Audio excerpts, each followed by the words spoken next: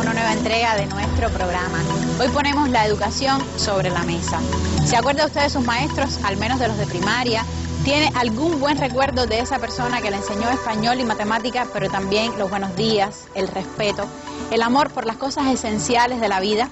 De este lado, periodistas y pedagogos estaremos dialogando. También tenemos historias muy interesantes para presentarle. Entrevistamos a una mujer que pasó la línea de los 100 años y también a una maestra que inspiró una película. Hoy ponemos la educación sobre la mesa. Usted nos puede llamar al teléfono 831-2484 y decirnos lo que piensa, contarnos sus experiencias. Sea bienvenido.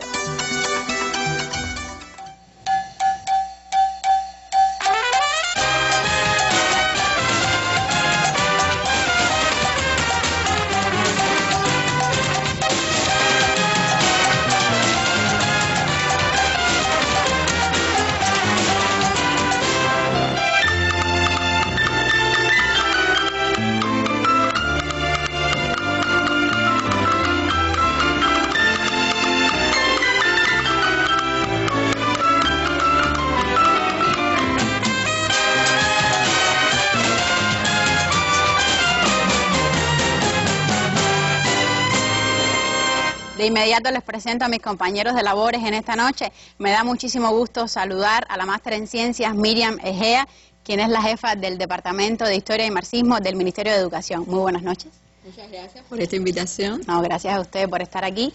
También le presento de inmediato al profesor, y digo profesor porque desde las aulas y también desde sus páginas, desde sus comentarios, sus crónicas en los diferentes medios de nuestro país, nos ha enseñado a muchas generaciones de periodistas, el profesor y Premio Nacional de Periodismo 2009, Luis Sesto. Muy buenas noches, profe. Buenas, Karen. Buenas. Gracias por estar aquí. Me alegro estar nuevamente junto a ti. Es un placer. Y también le doy las buenas noches a Yailin Horta, quien es subdirectora editorial de periódico Juventud Rebelde. Muy buenas noches, Yailin. Muy buenas noches. Es un privilegio estar acá acompañado de estos tremendos panelistas. Y maestros que son ambos. De inmediato abrimos el debate, pero lo hacemos con las entrevistas que hizo.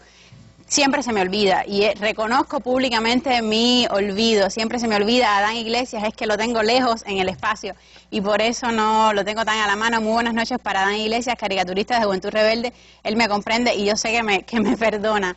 Le decía que de inmediato abrimos nuestro debate y lo hacemos con las entrevistas en la calle que estuvo realizando el periodista Oscar Figueredo.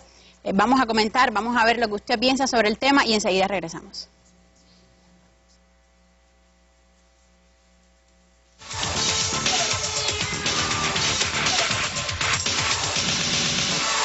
De un 100% de habitantes que tiene Cuba, el 35% tiene educación, pero el otro no. Hay una pila de gente sangronas en la calle, que tú los saludas y es por gusto. Bueno, el saludo no es obligado, pero por lo menos es parte de la educación. Para mí, una persona educada es lo principal, porque cuando uno tiene educación, sabe dirigirse a las personas.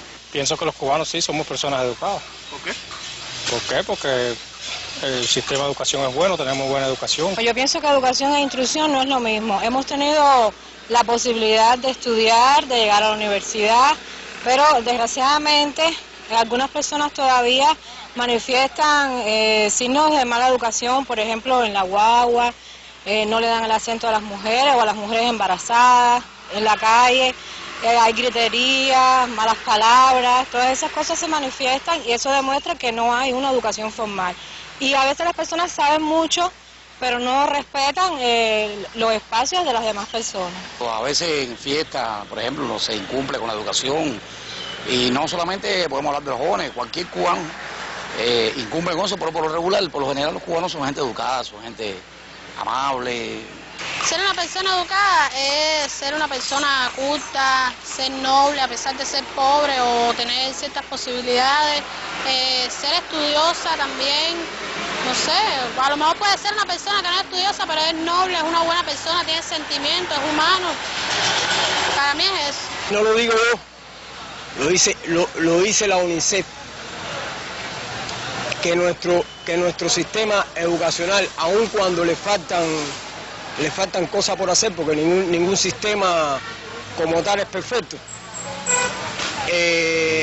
está, te decía, dentro de lo que clasifican a nivel internacional.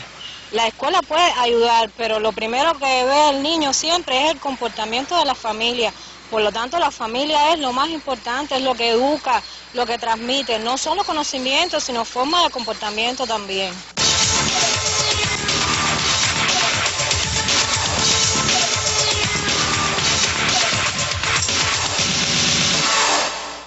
Gracias a todos los que colaboraron con su criterio y accedieron a hablarle a la cámara de nuestro programa. Lanzamos la pregunta, profe, ¿somos educados o instruidos o un poco de los dos? ¿Qué piensa usted? Bueno, eso no se puede cuantificar como ha hecho ahora uno de los entrevistados en la calle. 35% educado y el resto no educado. No se puede hacer así porque, como sabemos, la sociedad es mezcla y hay que tener en cuenta esas cosas. Yo voy a suscribir el criterio de una de las entrevistadas, que es también el criterio de José Martí.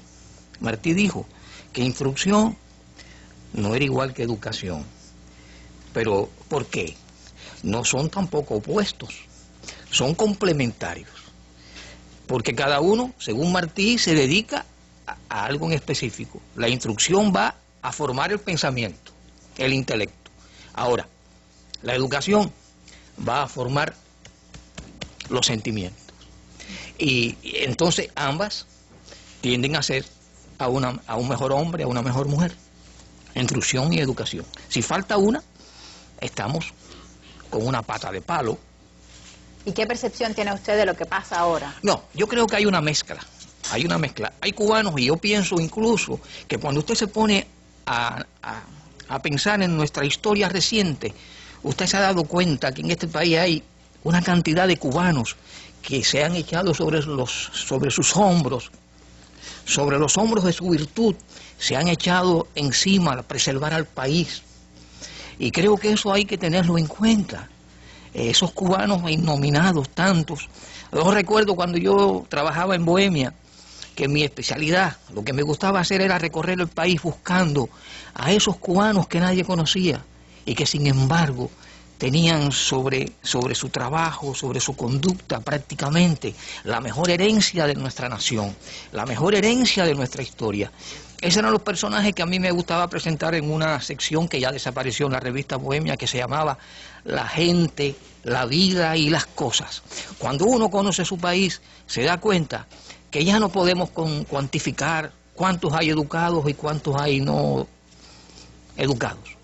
Pero hay una mezcla. Hay quien tiene mucha instrucción, estoy de acuerdo, y no tiene educación. Aquí ponemos la educación sobre la mesa, pero hay personas que no tienen educación en la mesa. Sigo hablando, ¿verdad? Pero claro, no me has interrumpido. Bueno, no. porque también saber comer es educación. También, yo digo, comer con la boca abierta es una ofensa a los demás. La educación, ¿qué cosa es? Es reconocer al otro. ¿Por qué existe la ética? Porque existe el otro. Si yo fuera el único ser en este mundo, no hacía falta ética, no hacía falta educación, no hacía falta comportamiento. Pero la educación es el modo, y voy a citar nuevamente a Martí. Martí decía, ¿para qué la educación? Para preservar la existencia y para hacerla placentera y pacífica. Es decir, que la educación nos hace pacíficos y nos hace gozar de la existencia. Y por supuesto, al ser pacífico y gozar de la existencia con las mejores intenciones, la existencia se preserva. Martí no tiene definiciones de diccionario. Martí hace una síntesis que uno se pone a meditar en ellas y se da cuenta. ¿Qué quiere decir Martí? Vivir pacíficamente, es decir, convivir. La educación para convivir, para respetar tu derecho, para que tú respetes el mío, mi espacio, mi derecho. Y esas cosas a veces uno nota que están ausentes en algunos sectores poblacionales de nuestro país. ¿Qué señales podemos, Yailin, digamos, listar de esto que hablaba el profe, donde están las lagunas o las carencias de eso que uno siente, donde primara el respeto, visibilizar al otro? ¿Qué podríamos decir? ¿Qué podríamos decir en ese sentido? Karen, mira, antes de seguir el hilo del diálogo, realmente es una bendición escuchar tanta sabiduría, ¿verdad? Uno empieza a mover el pensamiento. Por eso no lo puedo interrumpir. Así es. Mira, yo también coincido con el profesor. Sería muy arriesgado ponernos a cuantificar y decir que tiene más contrapeso en la sociedad cubana. Cuando uno mira con ojos de país, uno dice, no puede decir, uno no, sería un acto, yo creo, hasta un poco suicida decir, somos más educados o somos más instruidos, quizás fue un poco hiperbólica con el término, pero sí, es decir, no me atrevería tanto. Sí, lo que yo creo es que el país, es decir, el proyecto emancipador cubano, desde su surgimiento, sí siempre tuvo una gran preocupación porque la sociedad nuestra, es decir, que estaba yendo en busca de ella misma, si tuviera, fundara un nuevo sistema de valores sociales y apuntó todo su camino en función de que, de hecho, una de las primeras decisiones es esa gran campaña de alfabetización que puso tanta luz sobre nuestro país. Es decir, había una preocupación perenne en los fundadores del proceso por cambiarlo. ¿Y cómo cambiarlo? Pues desde la educación, desde la instrucción, a nivel institucional, cómo reforzar estructuralmente con políticas ese proceso. Ahora, siguiendo esa cuerda, uno dice, y de hecho el país ha hecho grandes esfuerzos por sostener eso. Ahora, estamos en la panacea de eso, en el ideal de lo que quisimos conquistar. Uno cuando mira, y ya de ahí ya uno no puede mirarlo tanto desde una manera tan macro, sino que tiene que empezar a desgranar la realidad y quizás empezar a individualizar. Y uno se da cuenta de que hacen falta continuamente estar estimulando ciertos resortes organizativos, también a resortes que estimulen a las personas que desde esa institucionalidad son responsables de mantener esa formación, esa educación, esa instrucción. Porque también se ha perseguido, y yo creo que también esa ha sido una de las vocaciones de la pedagogía, del magisterio, que tiene sus pilares, el profesor mencionado José Martí, que todos sabemos que es piedra angular, es cumbre de nuestra historia, un hombre cumbre, es decir, que está fundado también en ese pensamiento, en toda esa herencia, y ha tratado de perseguir, de ir más allá de la instrucción. Que no se quede solo en la asimilación del contenido, en la formación del intelecto, sino que haya una combinación, una complementariedad, como decía el profesor Luis Sesto, porque yo pienso que educación e instrucción también no son, es decir, no hay polarizaciones entre ambos términos, entre ambos conceptos, sino que más bien yo vería, profe, el hecho de la educación como una gran, como una gran sombrilla que contenido de ella está la instrucción. Y un poco más allá, es decir, pero sí dentro de la instrucción no está solo la educación, es decir, yo creo que la educación más bien abraza la instrucción y abraza también otras dinámicas no formativas. ¿Focalizarías tú o ustedes los problemas en determinados sectores, ya sea etarios o regionales, o es algo que está siendo común en diferentes espacios? ¿Dónde focalizar, pensando ya en grupos casuísticamente como tú lo propones, estas determinadas lagunas de las que evidentemente el público tiene la percepción de ausencias? Ahora, ¿qué pasa? Es importante también precisar algo. Con la educación, los únicos responsabilizados no son las instituciones del país que tienen una vocación formativa. Si también en esa gran sombrilla, en ese gran mosaico, es decir, hay muchos responsables, es decir, todos los miembros de nuestra sociedad tenemos un rol en ese proceso. Y yo focalizarlo, es decir, yo tampoco me arriesgaría a eso. Y no es que no tenga una visión sobre ello, es decir, porque al final uno también, desde nuestra edad, se basa más en lo vivencial, no tiene esa sabiduría acumulada y esa experiencia que nos permite también examinar nuestro país con mayor profundidad y hondura, como me gusta escuchar a los profesores. Yo creo que se da, y cuando se da en esos lugares, por una cadena de condicionantes.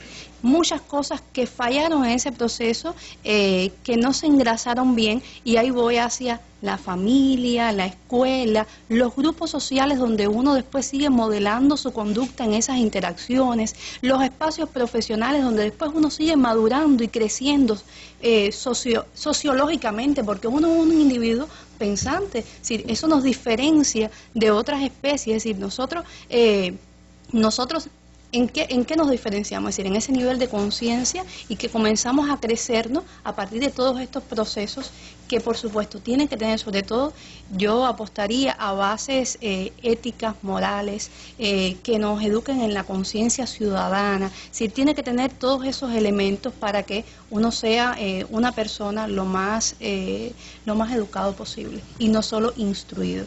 En las encuestas veíamos que algunos entrevistados decían que bueno, que los jóvenes, que la juventud, y ese siempre es un tema recurrente en los criterios de las personas y tal vez en alguna percepción de lo que vivimos en las guaguas, en nuestras calles. Nosotros inauguramos hoy una sección donde ponemos el archivo sobre la mesa. Los criterios más importantes o los criterios paradigmáticos que se han esgrimido en este espacio los traemos de nuevo por lo efímero de la televisión. Y en este sentido, en la mesa donde tratamos el tema de la marginalidad, la doctora Elaine Morales, del Centro de Investigaciones de la Cultura Cubana, Juan Marinelo, defendía muy vehementemente a los jóvenes, los ponía en contexto, le ponemos a su consideración ese fragmento y de nuevo regresamos.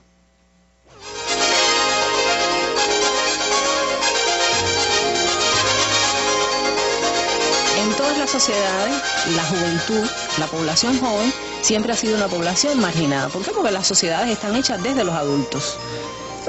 Y padecemos todos de adultocentrismo, como padecemos de sexismo, de homofobia y de otros comportamientos que hacen que cataloguemos y que marginemos a otros. Por tanto, los jóvenes siempre están como el que tiene que llegar hasta donde yo estoy, al comportamiento adulto que yo represento y que yo considero que es el adecuado para la sociedad. Y desde esa perspectiva estamos siempre juzgando a los jóvenes. Esto no quiere decir que en la población juvenil hayan comportamientos marginales, hayan delitos, hayan otro tipo de comportamientos que por supuesto no se avienen con lo que la sociedad en general ha considerado que debe ser lo correcto para esta sociedad cubana en la que estamos viviendo, ¿verdad? Pero creo que también tenemos que ubicar que los jóvenes están todos en un proceso de búsqueda, en un proceso de análisis de su propia vida y que a partir de ahí están construyendo. Pero además esas actitudes en los jóvenes no surgieron de la nada, fueron actitudes aprendidas. Tienen que ver con la reproducción de la marginación, de la marginalidad que ha sucedido en la sociedad cubana. No nacieron los jóvenes marginales, no nacieron los jóvenes marginados. Los jóvenes se han visto marginados o han asumido comportamientos marginales a partir de que hay una sociedad que en determinado momento ha propiciado una reproducción de esa marginalidad, porque ha habido un proceso de marginación en la arista ya fuera económica, política, cultural, que los ha colocado ahí y que les ha propiciado un aprendizaje que no es el que quisiéramos, pero eso es lo que han aprendido de la sociedad cubana. Por tanto, han aprendido todo lo bueno que se le ha podido enseñar, pero también han aprendido a legitimar sus intereses, a legitimar sus aspiraciones desde otros comportamientos. Ahorita Pepe decía, bueno, se ha degenerado un poco lo que antes era bueno. Hay personas que han realmente degenerado en sí mismas, que tenían un comportamiento antes y hoy tienen otro. ¿Por qué? Porque se han legitimado determinadas conductas que hacen más viable, que hacen más fácil el vivir hoy. Y muchas veces los jóvenes son la manifestación más aguda de cualquier conflicto social. Por tanto, en ellos se muestran las tendencias de cambio, las tendencias que emergen en la sociedad y que luego o se instauran o bueno, perecen porque el resto de la sociedad no lo permite. Pero lo que quiero es que sepamos que los comportamientos que podamos ver hoy en los jóvenes no son propios de los jóvenes, son propios de la sociedad.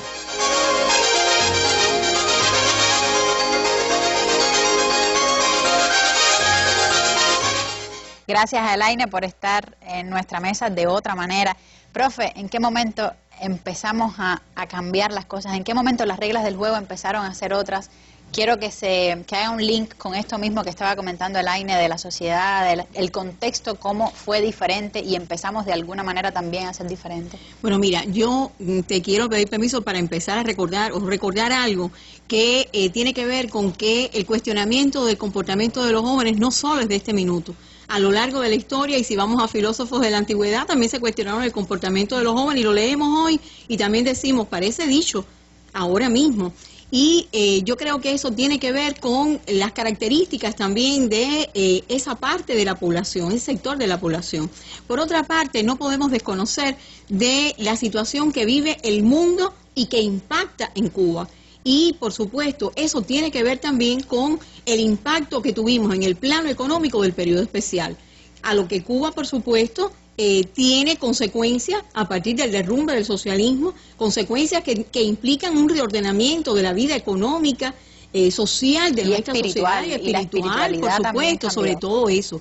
Y esto tiene que ver, por tanto, en elementos que no se circunscriben solo al elemento instructivo, tiene que ver también con el elemento de la educación. Y cuando hablamos de la educación, estamos hablando de sentimientos, estamos hablando de comportamiento, estamos hablando de cómo se va modelando ese individuo. Pero en ese proceso que tiene que ver con esa educación ciudadana, participan todos los componentes de la sociedad.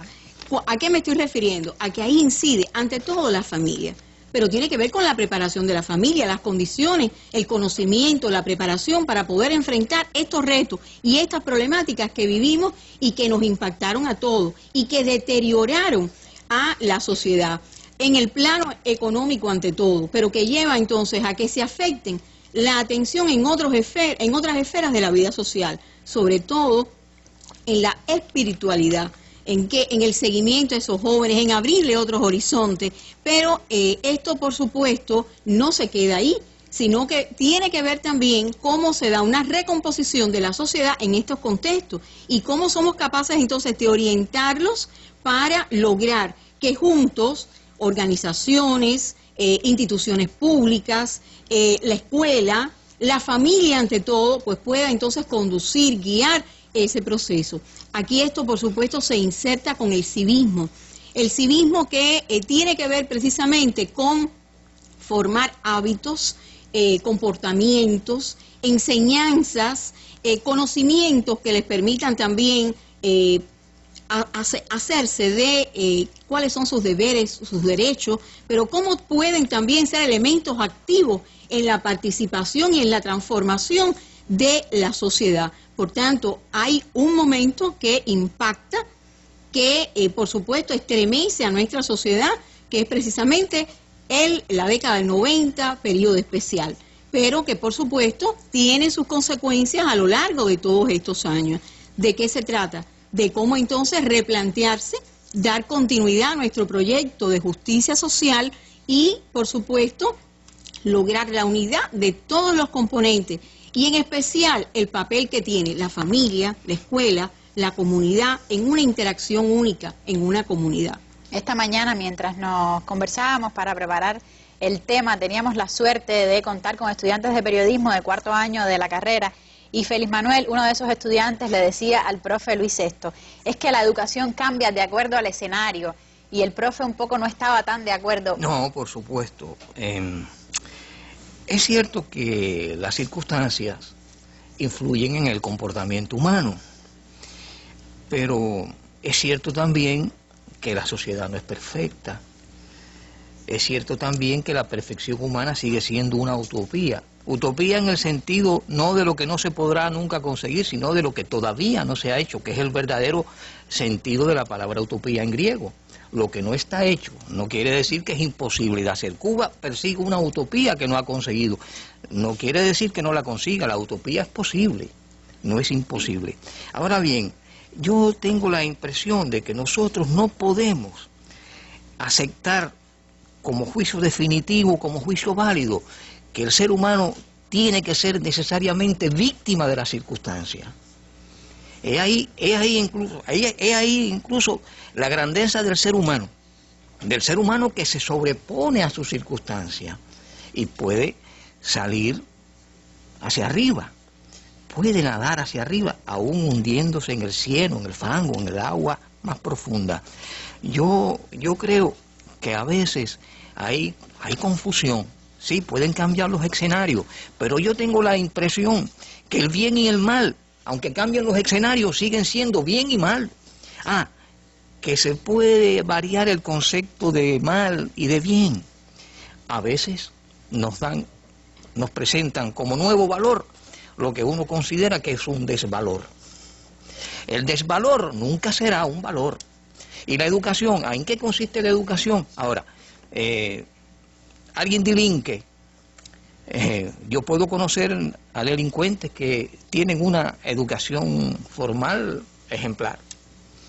Yo puedo conocer delincuentes que saludan, que dan la mano, que se portan bien en la mesa y sin embargo han delinquido. Entonces, la educación es un concepto demasiado amplio, porque el que delinque es porque su conciencia jurídica, su conciencia moral se quiebra.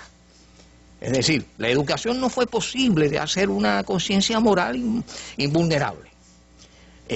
Y sin embargo, es un hombre educado, pero ha delinquido. Todo esto es demasiado complejo. Yo estoy convencido de que cuanto más uno conoce, cuanto más uno vive, más cuenta se da de lo difícil que es entender la vida. Los seres humanos somos a veces víctimas de ambiciones, de tendencias. Claro que eso significa, la educación quiere decir en un sentido amplio, que uno le ponga rienda a sus tendencias más negativas, porque no nacimos perfectos, nos vamos formando. También, ¿cómo queremos tener muchos jóvenes educados?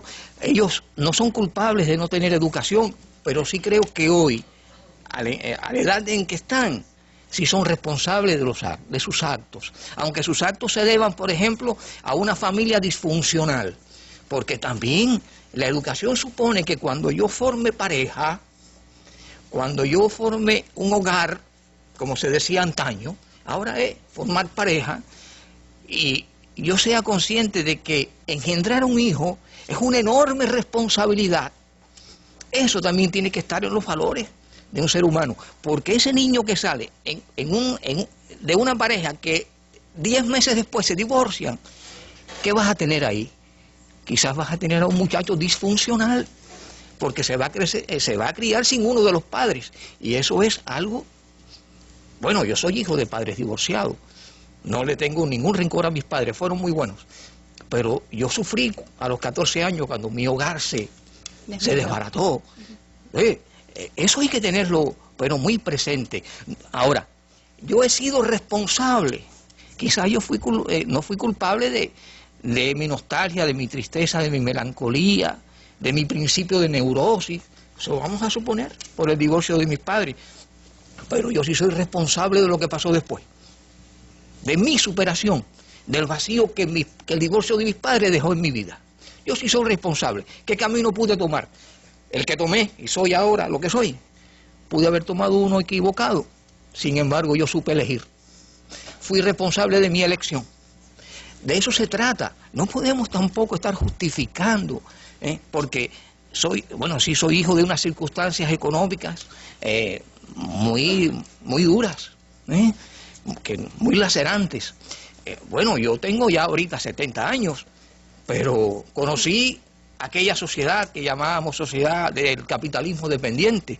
La pobreza en aquella época era una pobreza distinta a la pobreza de hoy. Aquella era una pobreza sin esperanza. Yo crecí en un hogar así, que sin embargo, a pesar del divorcio de mis padres supieron transmitirme valores familiares que han hecho incluso que yo tenga hoy 42 años de casado, y que verdaderamente la idea del divorcio sea para mí algo sumamente extraño. Algo sumamente extraño. Esos son valores.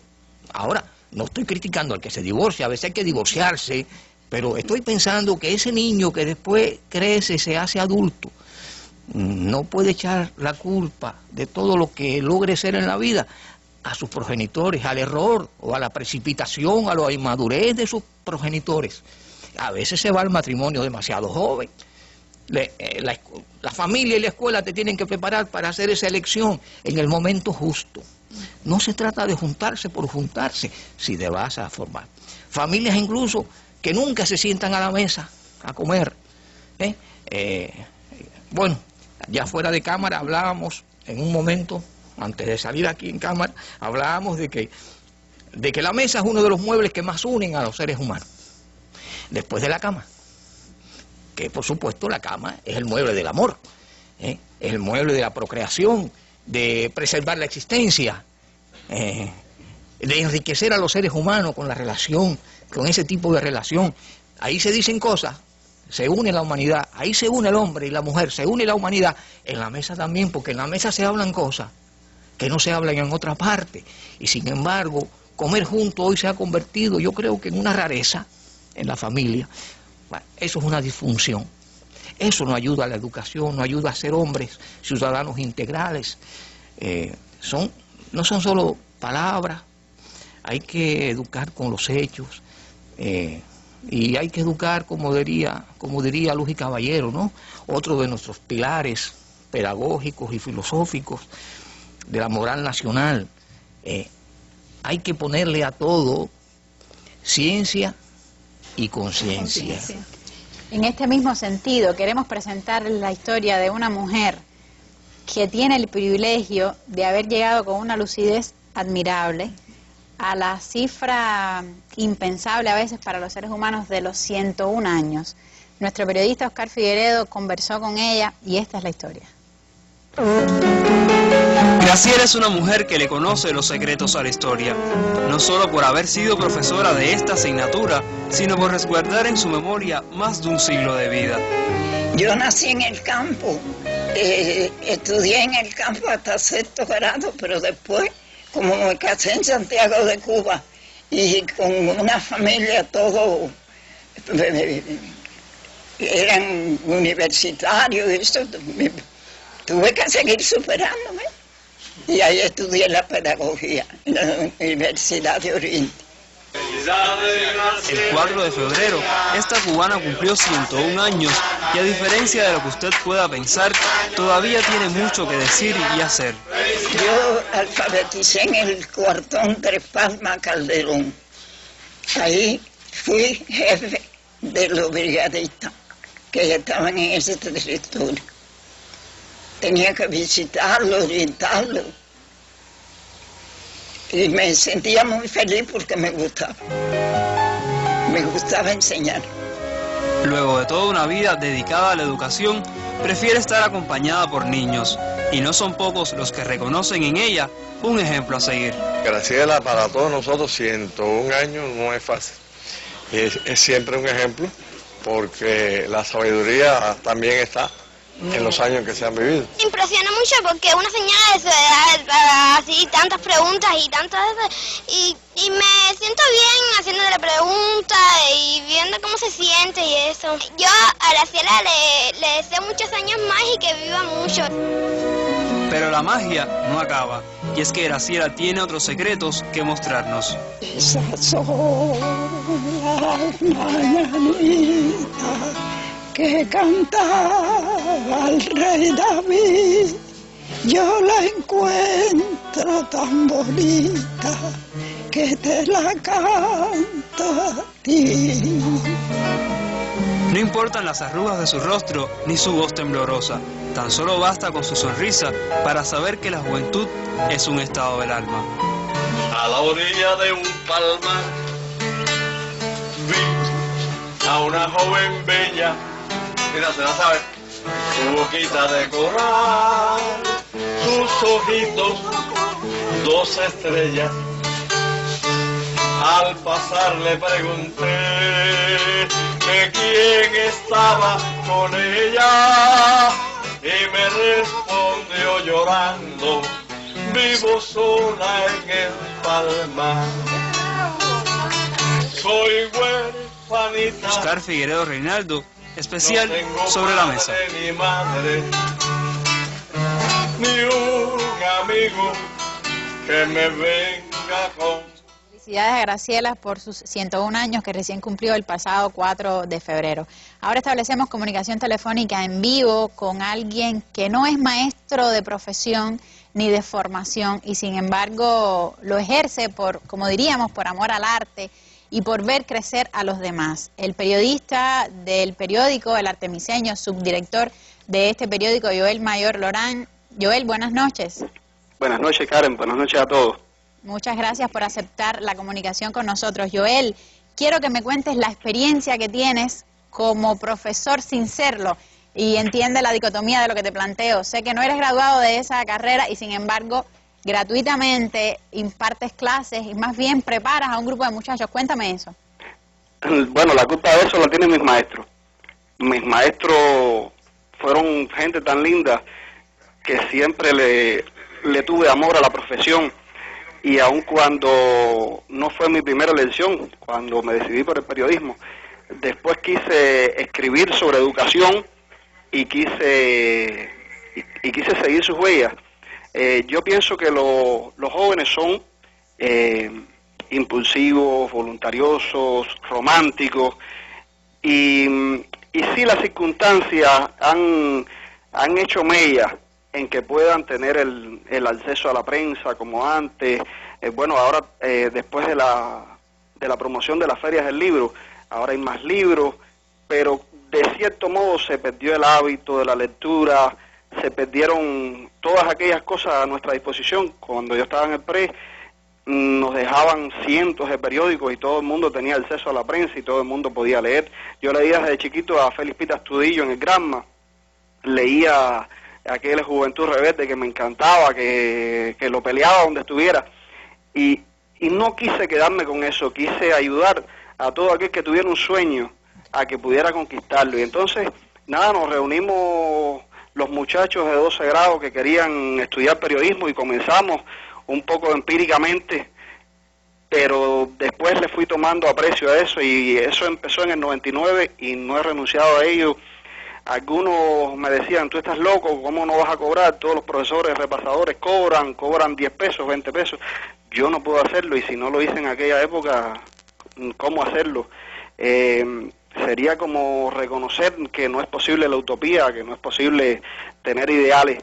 Y entonces se ha creado una comunicación magnífica entre los estudiantes y este profesor que no es profesor ni mucho menos, y que si un pedagogo visita mis clases me tacha de estar estafando a la pedagogía que está escrita y que hay tantos ejemplos feos, porque cuando un maestro es bueno, siembra tantos árboles como un campesino, porque siembra esos muchachos que van a crecer y que van a tener ideales y valores.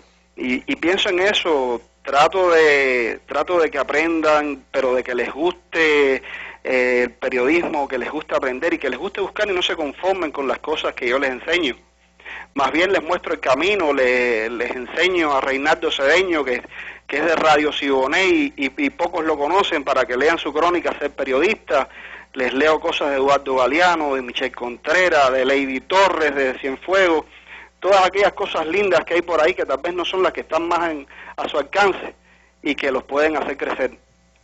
Así mismo es, Joel, y yo sé que tus estudiantes te estamos agradecidos, porque yo me cuento entre las personas que aprendimos de ti y de lo que sabes, que lo compartes con tanta humildad y con tanto desprendimiento. Muchísimas gracias por haber aceptado nuestra llamada. Ojalá un día estés aquí en La Habana y te tengamos aquí sentado de este lado para aprovecharte y explotarte más en el mejor sentido de la palabra. Muchas gracias por aceptar, conversar con nosotros. Tengas muy buenas noches. Y de este lado, la escuela. Hablamos con un profesor, hablamos con una centenaria que fue maestra. El rol de la escuela que tanto reclaman los padres, que tanto reclamamos los vecinos, los familiares, que tanto criticamos también todas las deficiencias porque nos duele. La crítica viene del dolor más profundo. El rol de la escuela en todo este entramado, en esta telaraña que hemos estado planteando. Incluso a partir de esta experiencia que se presenta, recuerdo a José de la Luz y Caballero cuando decía que instruir puede cualquiera, educar solo quien sea un evangelio vivo. Es decir, que esto yo creo que sienta pauta para evaluar el papel que nos corresponde jugar en la educación de las nuevas generaciones. Pero recordaba también la intervención del general de ejército y presidente de los consejos de Estado y de gobierno, nuestro compañero Raúl Castro Ruz, cuando decía que tiene la amarga percepción de que tenemos un alto nivel de instrucción, pero no necesariamente así de cultura. Y esto tiene que ver precisamente con que tenemos que lograr que esa formación se revierta en el comportamiento, en las maneras de asumir y de participar en la transformación de la sociedad. En este sentido, ¿qué papel le toca a la escuela? La escuela en unidad con la familia y con el resto de los componentes de la sociedad. La escuela tiene una responsabilidad social, tiene una misión que cumplir, que es precisamente la de la formación integral de las nuevas generaciones. Y para ello tiene que lograr ante todo que sus maestros sean ejemplos, es decir, lograr la ejemplaridad de su claustro de profesores, de lograr realmente un director que sea líder en todos esos procesos, la calidad del proceso docente educativo, ante todo empezando por la clase, y por supuesto otro instrumento que es esencial, que es el diálogo permanente, y que no solo tiene que limitarse a un momento de la clase, sino en todos los momentos y lugares, ¿Para lograr qué? Para formar ese cubano que aspiramos que ante todo sea una persona de bien, decente. Yo creo que hoy estamos hablando de comportamiento y yo creo que, y quiero subrayar decente, porque debe ser un individuo que sea capaz de saber comportarse en cada momento y lugar. Pero más que eso, no solo se trata de los buenos días, no solo se trata de saludar, de ser solidario, no solo se trata de brindar la mano y ayudar a bajar un anciano del ómnibus, ceder un asiento a una embarazada. Se trata de, a través del comportamiento diario también, ser expresión de la cultura, de la identidad, de las tradiciones de nuestro pueblo, de lo que hemos sido capaces de ir logrando a lo largo de toda nuestra historia, de todos estos años. Pero eso se logra a partir precisamente de asumir ese conocimiento, de convertirlo en convicciones. Y eso no es repitiendo eslogan, repitiendo frases hechas, tiene que lograrse a partir de realmente llegar a la sensibilidad de esos estudiantes, de lograr una clase que impacte, que llegue y que por sobre todas las cosas también motive, interese al estudio, a la lectura. Y hoy nosotros tenemos que señalar con la claridad que nos caracteriza y que se planteó también en la mesa redonda de inicio de curso, que enfrentamos todo este proceso con mucho optimismo de lograr cumplir esa misión que tiene la escuela cubana, pero ante todo reforzando ¿qué cosa? La preparación del maestro. Eso es un elemento clave, buscando y dejando claro que tenemos una composición heterogénea en los maestros, no solo en la diversidad de su preparación, de sus edades, sino también en lograr que sean especialistas en la asignatura, disciplina que impartan,